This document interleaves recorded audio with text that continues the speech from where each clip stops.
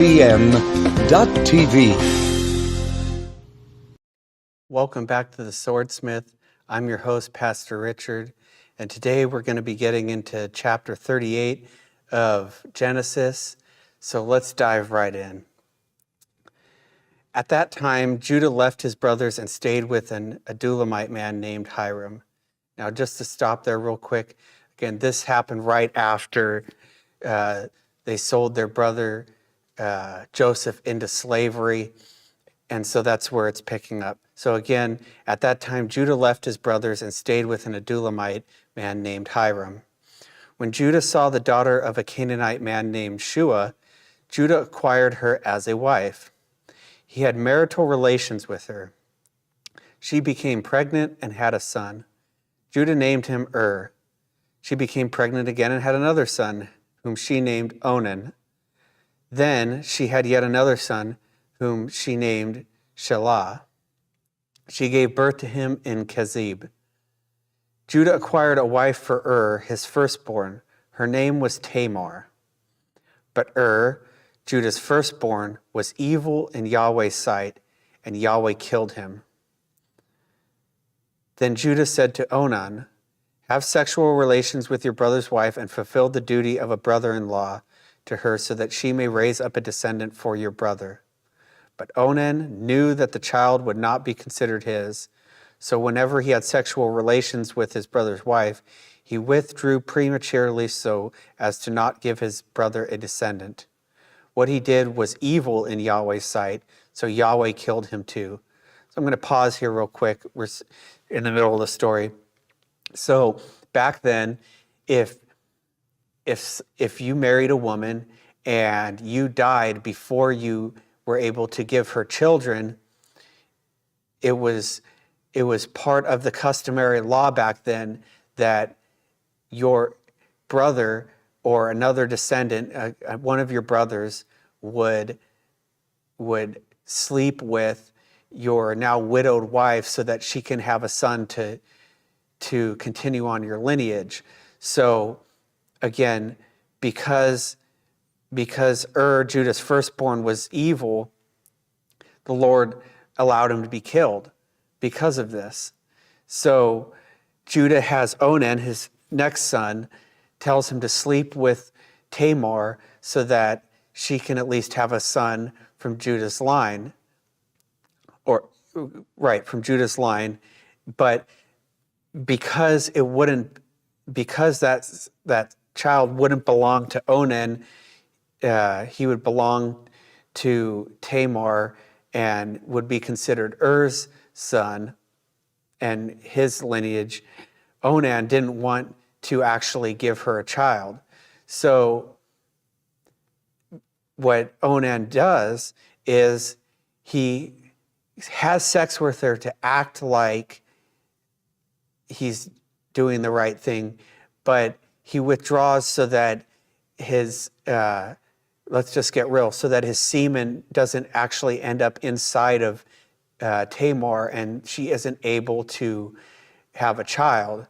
So in essence, Onan is taking advantage of the fact that he gets to have sex with his sister-in-law, but is purposely trying not to fulfill it. So in essence, Onan is getting to have sex with Tamar, but he's not actually doing what he's supposed to be doing.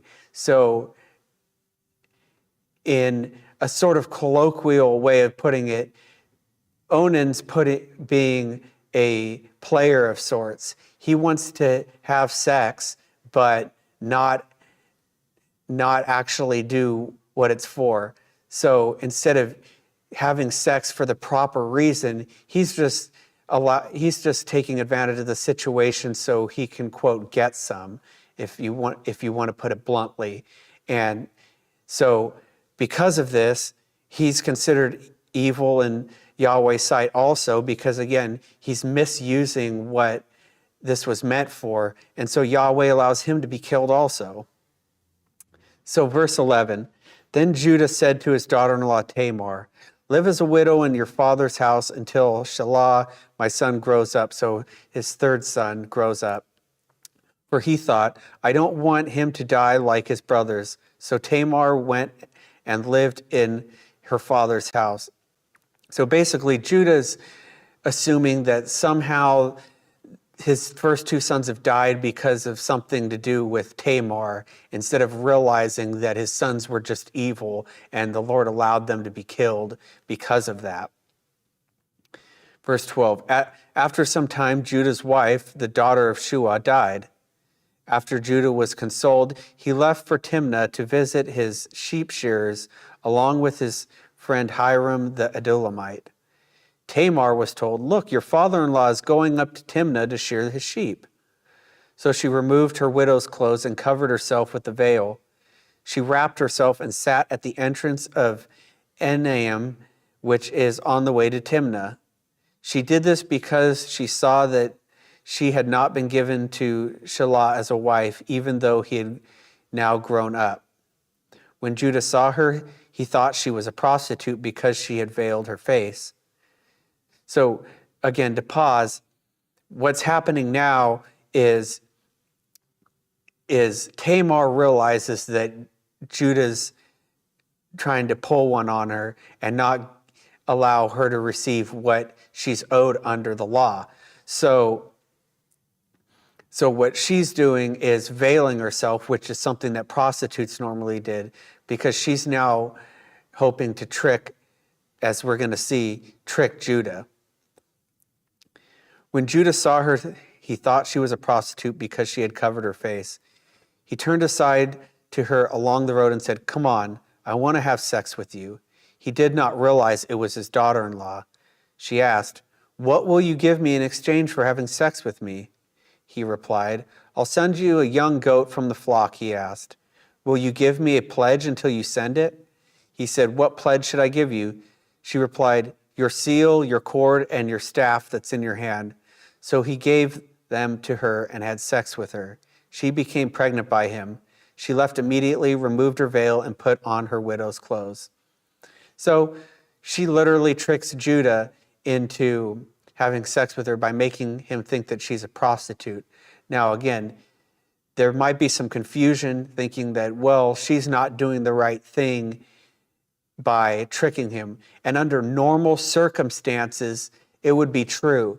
But because the circumstance says that she's supposed to be given a son through the line to continue the line of Judah, actually, this is an instance of where the Lord is allowing her to do this, and her trickery is actually just her way of getting what's already owed to her.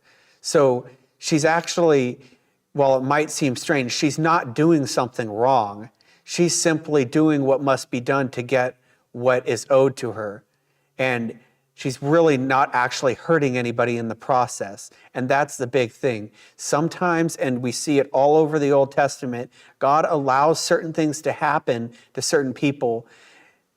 And on the surface, they may look like one person's doing a bad thing, but in reality, what looks to us humans as something bad is actually just getting what's already owed them.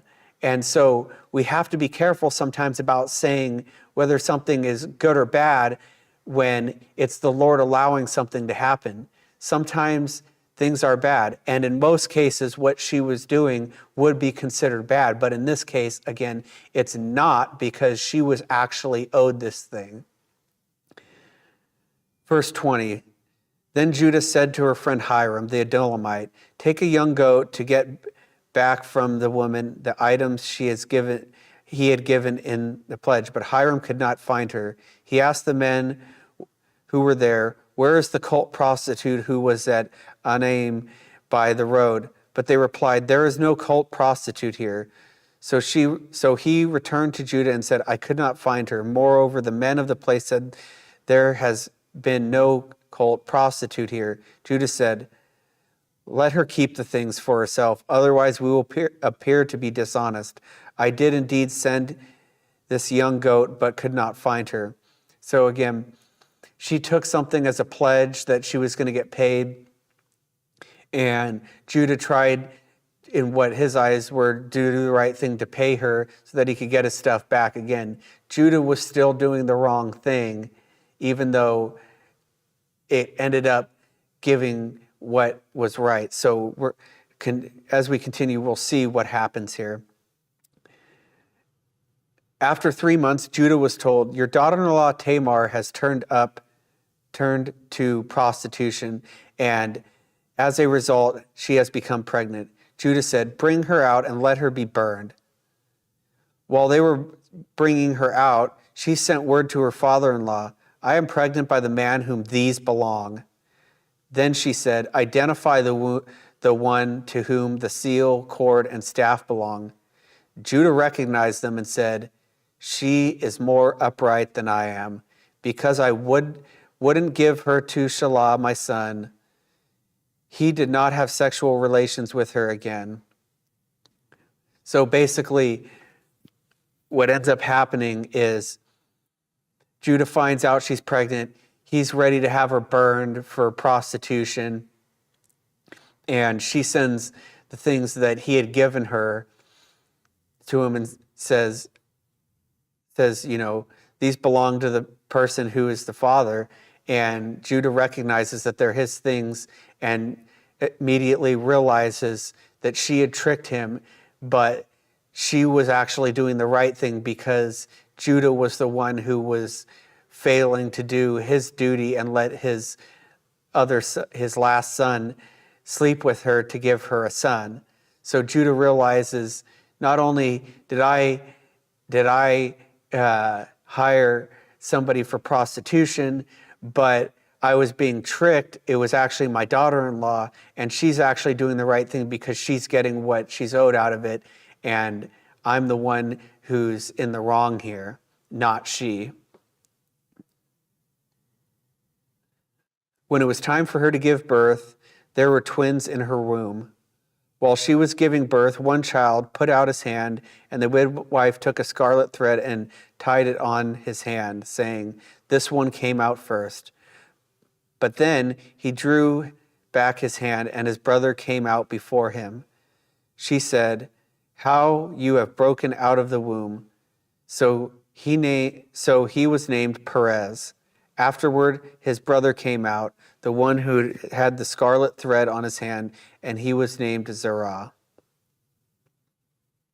So again, just to reiterate, this is a perfect example of sometimes what we as humans would consider to be doing the wrong thing in very specific situations sometimes isn't actually doing a bad thing. It's not actually a sin because it's getting what was owed in the first place. And again, this is an example of God knows what's best.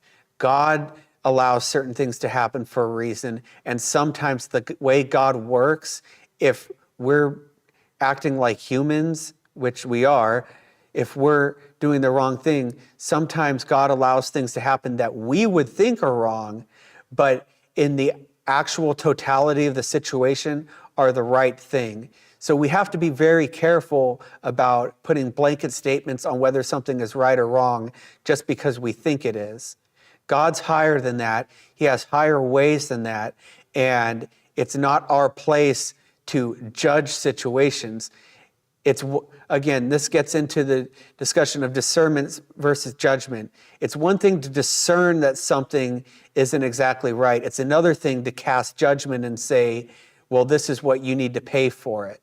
Judah was willing to cast judgment when he was actually the one who caused this whole situation to happen. Discernment is not a bad thing. Judgment belongs to the Lord, and that's important. Now we continue chapter 39. Now Joseph, so we're going back to Joseph now. Again, he's in Egypt as a slave. Now Joseph had been brought down to Egypt. An Egyptian named Potiphar, an official of Pharaoh, and the captain of the guard, purchased him from the Ishmaelites who had brought him there. Yahweh was with Joseph. He was successful and lived in the household of his Egyptian master. His master observed that Yahweh was with him and that Yahweh had made everything he was doing successful. So Joseph found favor in his sight and became his personal attendant. Potiphar appointed Joseph overseer of his household and put him in charge of everything he owned. From the time Potiphar appointed him over his household and over all he owned, Yahweh blessed the Egyptian's household for Joseph's sake. The blessing of Yahweh was on everything that he had, both in his house and in the field. So Potiphar left everything he had in Joseph's care. He gave no thought to anything except the food he ate. So again, Lord is blessing Joseph. He's with him. Joseph's master sees that clearly he has favor, so he appoints him over everything. And now Potiphar's household is receiving favor because Joseph is the one in charge. Now Joseph was well built and good looking.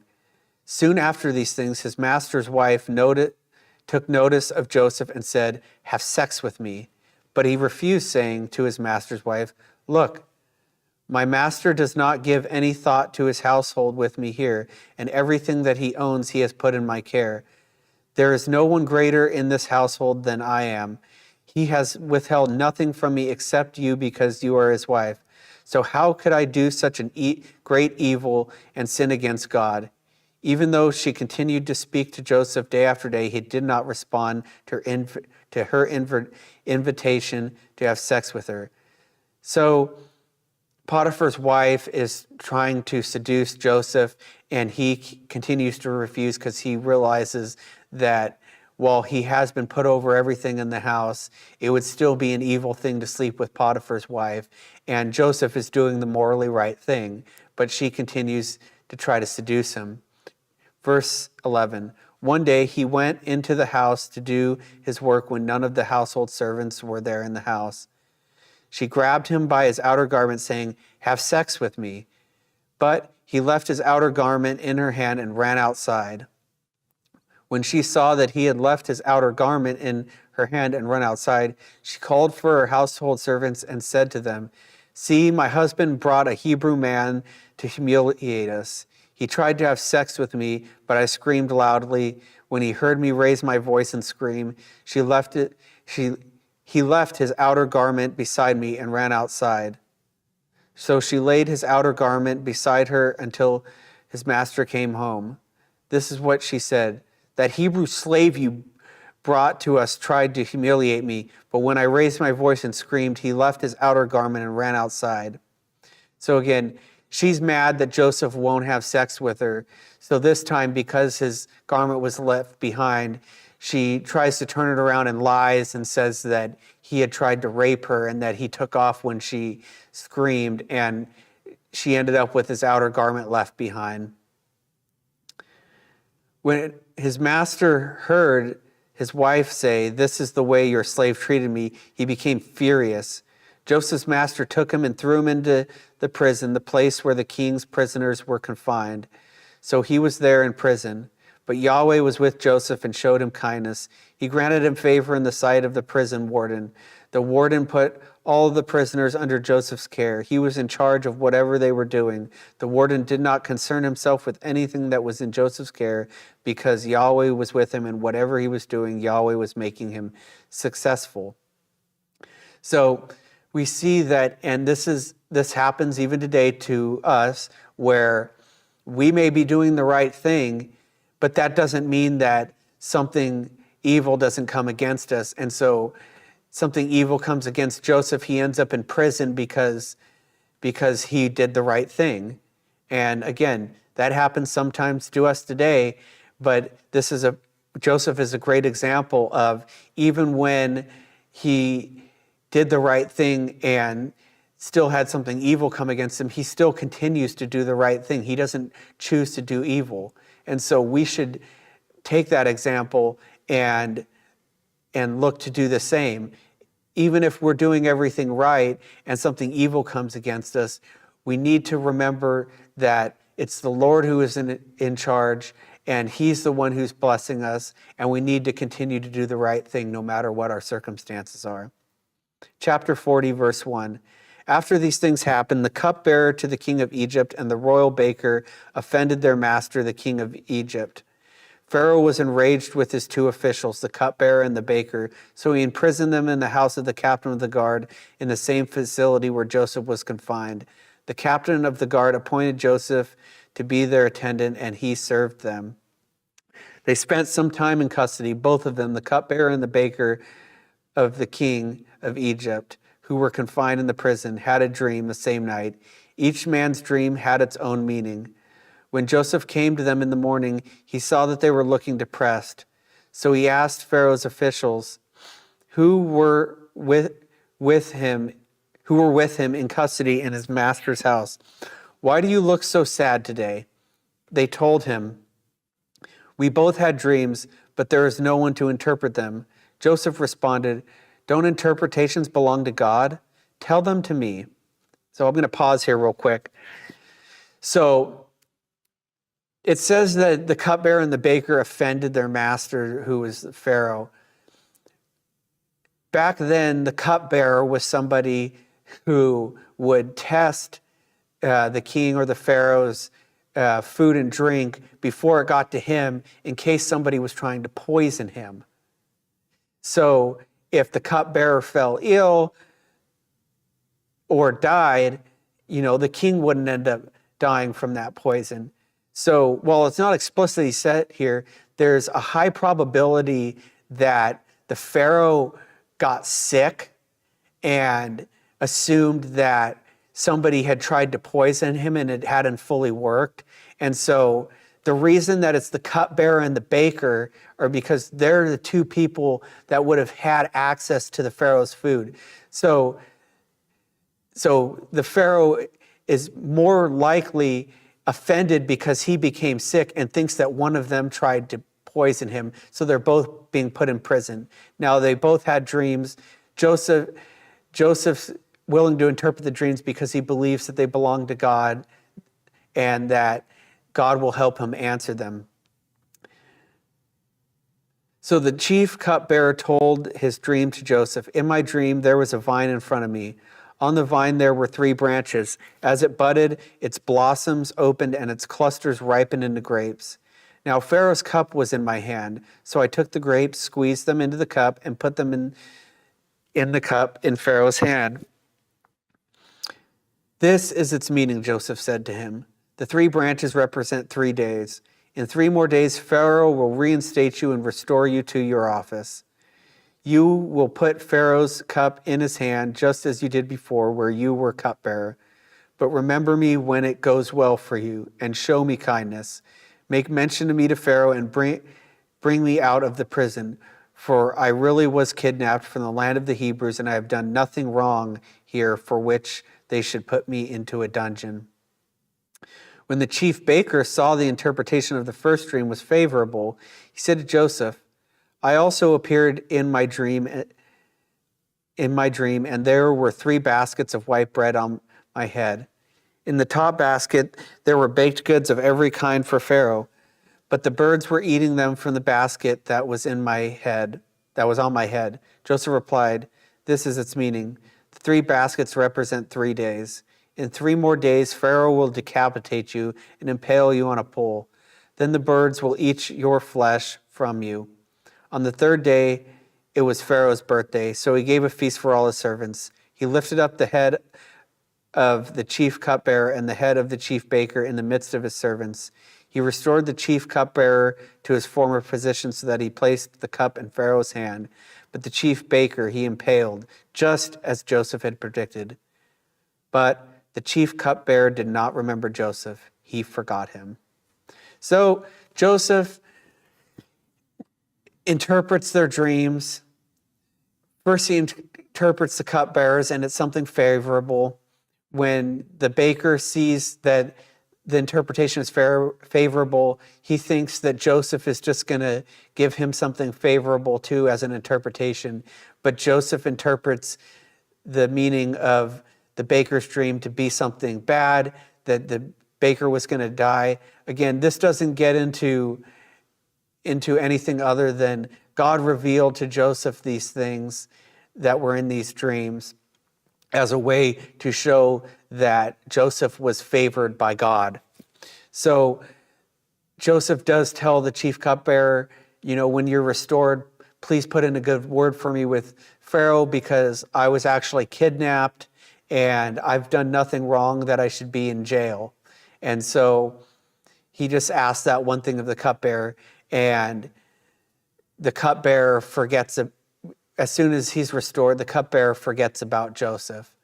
At least for now, we'll find out.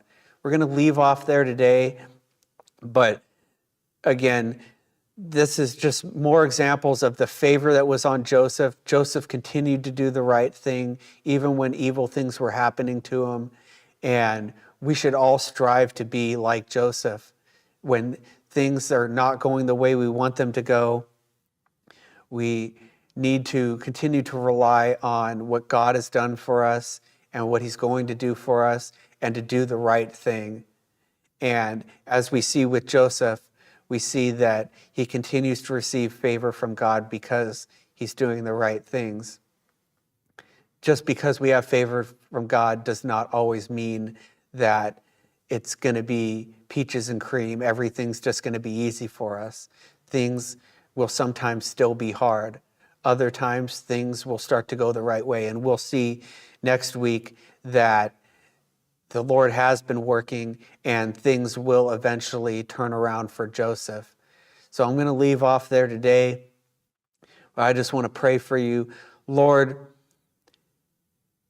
I just ask that you would be manifest and seen in the life of those listening and watching today, that whether they're going through good times or hard times, Lord, that you would encourage them and remind them that in all these things, good or bad, you are in control. You are working things out for their good, and that as long as they continue to rely on you and look to you, you will uphold them and you will help them finish the race. We praise you and we thank you. In Jesus' name, amen. Again, thank you for tuning in. As always, if you'd like to send me an email with questions or comments, you can do that at richard@hsbn.tv. If you need prayer for anything, we have our 24-hour prayer line with people waiting to pray for you. That's 1-877-588-1664. That's 1-877-588-1664. Thank you for tuning in. Continue to be blessed by the Lord, and I'll see you next week.